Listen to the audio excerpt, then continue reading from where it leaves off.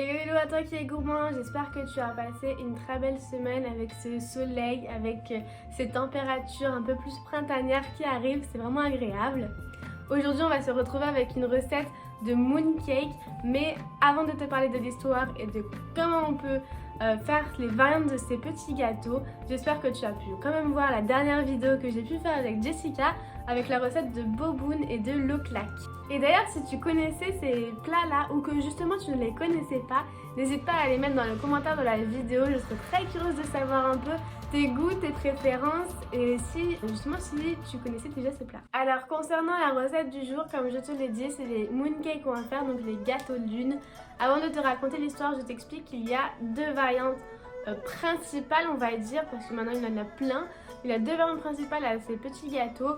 La première est à base de pâte de graines de lotus et la deuxième avec la pâte de haricots rouges. Alors j'ai choisi de faire avec la pâte de graines de lotus car c'est un parfum que je ne connaissais pas, que j'avais jamais goûté. Et ça m'a permis aussi de faire moi-même la pâte. Mais sinon, dans les deux cas, tu peux acheter les pâtes déjà toutes faites. En Asie, ils consomment ces pâtes-là un peu comme la pâte à tartiner. Ils mettent ça dans pas mal de gâteaux, de pâtisseries. Et d'ailleurs, tu vas voir que la recette de pâte de graines de lotus est beaucoup plus chargée, on va dire. Il y a du rab. Et j'ai pu tester dans la semaine qui suivait en mode pâte à tartiner et c'est vraiment très bon. Par rapport à l'histoire, tu as peut-être vu le film Voyage vers la Lune qui est une animation sur Netflix où on voit cette culture du mooncake qu'on déguste à la fête de la mi-automne. Si tu n'as pas vu le film, je te donne un peu plus d'histoire, mais on va remonter vraiment au tout début. C'était à l'an 624, entre 624 et 649. Il y avait un empereur qui s'appelle Taizong, si je le prononce bien.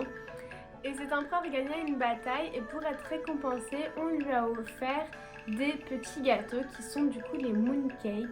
Il a partagé ça avec ses ministres. C'est comme ça que la tradition des mooncakes est née. Donc ça remonte à vraiment très longtemps. À quoi sert ce festival? Traditionnellement, c'est un moment où on l'appelle la fête de la lune parce qu'on va prier la lune pour avoir de bonnes récoltes sur l'année. Et donc on choisit d'avoir ces petits gâteaux qui sont ronds, un peu comme une forme lunaire, pour célébrer aussi la fête. Aujourd'hui, comment on peut voir un peu cette fête autour de gâteaux? C'est vraiment le plus important pour la vidéo aujourd'hui. On se retrouve en famille autour d'une grande table, on prend plein de mooncakes de tailles différentes et une jarre rouge parce que ça évoque la fortune, le succès, et des dés à jouer dedans. Chacun son tour, autour de la table, on va lancer les dés et la personne qui a le chiffre le plus gros va pouvoir manger le mooncake le plus gros. Alors c'est parti, on va parler un peu plus de la recette en elle-même. Je te préviens d'avance, c'est pas la recette la plus rapide car il y a beaucoup de temps de repos qui sont assez longs. Dans la vidéo, j'ai fait dans l'ordre le plus efficace possible pour perdre le moins de temps possible. Mais l'avantage c'est que tu cuisines à la maison, donc ça te permet d'avoir d'autres choses à faire pendant ces temps de repos. Malgré le temps que cette recette peut prendre, sache que c'est très simple à faire et le goût à la fin en vaut vraiment la chandelle parce que c'est vraiment un goût sucré-salé qu'on va retrouver et qui est différent de tout ce qu'on peut retrouver en tout cas ici dans nos cultures plus occidentales. Comme je te le disais, j'ai fait avec la pâte de graines de lotus. Alors tu vois mes petites graines qui me restent, elles sont ici. Tu vois que c'est très sec. C'est pour ça qu'on va les laisser toute la nuit dans un grand récipient avec de l'eau qu'on va aussi couvrir. Et notre recette va commencer à ce moment-là dès qu'on sera le lendemain. A savoir, comme je te le disais, que j'ai fait trop de pâte de graines de lotus. Je t'ai mis les mêmes quantités sur la vidéo pour que tu puisses aussi tester en pâte à tartiner. Sachant que j'ai aussi testé une recette supplémentaire avec cette pâte. Je fais des petits energy balls avec du cacao et du chocolat. J'en ai fait un réel que je te partagerai très vite sur Instagram. La nuit est passée, j'enlève le film qui recouvrait mes graines. Là tu peux voir dans mon sachet qu'elles sont très sèches par rapport à quand elles sont réhydratées. Elles sont même un peu plus gonflées du coup. Et là, le travail le plus fastidieux de la recette, mais qui peut aller très vite si tu es en famille ou entre amis, c'est d'ouvrir chaque graine et d'enlever le petit bout de germe. Alors moi j'ai eu de la chance, j'en ai pas eu beaucoup, comme tu peux le voir, c'est des tout petits germes.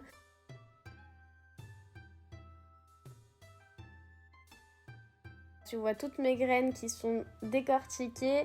Je rajoute 500 ml d'eau, 50 centilitres d'eau, tu peux le voir comme tu le souhaites. Et on va mettre ça à cuire pendant 1 heure. Et oui, mijoter à feu doux pendant 1 heure. prends le sirop. Alors normalement c'est du golden syrup. Si tu n'as pas ça comme moi j'ai pris du miel ou du sirop d'agave. On a aussi un peu d'eau et de l'huile. On va mélanger les 3 ingrédients ensemble jusqu'à avoir quelque chose d'un peu près homogène. Et on va ajouter la farine qu'on a tamisée pour éviter d'avoir des grumeaux. Comme tu le vois, ça fait une pâte qui se tient vraiment bien. Elle n'est pas collante, elle se tient dans les mains, on peut vraiment faire la forme qu'on le souhaite. Et là, l'objectif, ça va juste de la laisser reposer normalement 2 heures au frais. Donc comme je te l'ai dit, c'est pas la recette la plus rapide, mais c'est une recette assez simple. L'heure est passée, on reprend les graines de lotus, on les égoutte pour enlever l'eau et on va passer tout ça au mixeur pour en faire la pâte qui va être tellement bonne. Je tamise derrière pour vraiment avoir une pâte qui est lisse. On va rajouter un peu d'huile et on va mélanger tout ça. Donc moi je garde ma cuillère en bois, c'est vraiment pratique pour faire un mélange qui est homogène. Et ensuite on va laisser ça mijoter pendant 15 minutes à feu moyen. Dès que c'est prêt, on rajoute un peu de sucre, donc du sucre blanc. On remélange et c'est reparti pour 15 minutes à mijoter. Notre pâte de graines de lotus est terminée. On peut laisser ça dans un récipient autre que la casserole pour que ça puisse refroidir. On met ça de côté et on s'occupe des jaunes d'œufs. Alors à savoir que j'ai pris des jaunes d'œufs de canard salé. C'est vraiment quelque chose de très spécial. Ça peut être tout le même prix que des œufs de poule. C'est vraiment un jaune d'œuf qui va avoir une texture, un goût, une odeur mais totalement différente. Alors non, ça va pas sentir très mauvais, ne t'inquiète pas. Tu peux très bien trouver ça dans les épiceries spécialisées encore une fois. Sinon, ça se fait très bien avec des jaunes d'œufs de poule. À ce moment-là, fais juste attention à ne pas craquer ton jaune parce que l'objectif c'est qu'il reste intact sur la suite de la recette. On a les œufs qui sont très blancs comme tu le vois. C'est vraiment une autre forme d'œuf. C'est pas des œufs de poule, hein. Ça se remarque. Quand je l'ouvre, tu le vois que le jaune colle. Le blanc en fait est très gluant. Et le jaune, on peut le tenir dans la main, c'est ferme, ça ne va pas se craquer. On va vraiment chercher à récupérer que le jaune et on va le mettre sur une plaque pour aller au four. C'est parti pour mettre les jaunes d'œufs 8 minutes au four. Dès qu'ils sont sortis, on les met de côté et ça va être notre garniture, le cœur de mon mooncake. On prend la pâte sucrée qui a bien reposé aussi pendant tout ce temps-là. Et on va en faire 6 parts égales parce qu'on a 6 jaunes d'œufs. C'est parti pour prendre forme à nos mooncakes. On prend la pâte de lotus. Alors moi j'ai pris un peu de farine dans mes mains pour pas que ça colle. On met le jaune d'œuf à l'intérieur. On va tout recouvrir. Donc je fais vraiment tout à la main. Mais si tu préfères prendre le temps d'étaler ta pâte, pourquoi pas, ça permet d'avoir quelque chose d'un peu plus lisse et peut-être moins épais que ce que je fais. Dès que notre jaune d'œuf est bien recouvert de la pâte de lotus ou de la pâte de haricot si tu as choisi de faire la variante, tu prends la pâte sucrée, tu l'étales, donc moi je l'ai simplement étalée dans ma main et tu recouvres notre petite boulette avec cette pâte sucrée. Dès que tu as pu faire tous tes petits mooncakes, tu peux très bien leur donner une forme différente. Je n'ai pas réussi à trouver le moule de mooncake, donc j'ai choisi simplement de les faire ronds. Et on va mettre nos mooncakes comme ça au four pendant 6 minutes, c'est assez rapide. Dès qu'on les sort, on va badigeonner un peu de jaune d'œuf que tu peux diluer avec un petit peu d'eau pour que les mooncakes soient dorés. Et c'est reparti pour la dernière cuisson pour 10 minutes et ça va être prêt. Comme tu le vois, mes mooncakes sont bien dorés, ils sont tout ronds. On va les mettre dans une boîte hermétique pour la nuit ou pour la journée selon le moment où tu cuisines. Mais voilà, il faut les laisser reposer une journée avant de pouvoir les déguster. Alors sois un peu patient, on met ça de côté et demain tu pourras savourer ces petits gâteaux. Et voilà, je te montre le final, les mooncakes. Alors regarde comme c'est magique. Quand je coupe le mooncake, la couleur du jaune d'œuf, c'est vraiment pas comme un jaune d'œuf de poule.